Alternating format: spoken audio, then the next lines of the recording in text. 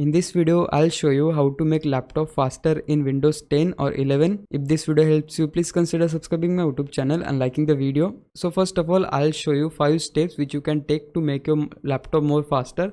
And the first step is very easy. For that, we just need to type in the search bar apps, then click on apps and features. So here just scroll and find all of those apps which you don't use and they are installed in your PC or laptop. I don't use Instagram, so I'll just click here.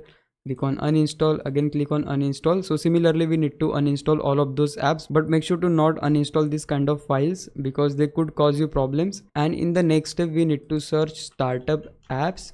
Once you find it, open it, and here we need to disable those startups apps which are not important to you. Now in the next step we need to search storage settings, and right here you will find the option for storage sense. So we just need to turn on this, because if you turn this on, your system will automatically free up space for you and getting rid of those files which you don't use, like temporary files and the content in your recycle bin. Now in the fourth step we need to search adjust the appearance and the performance of Windows.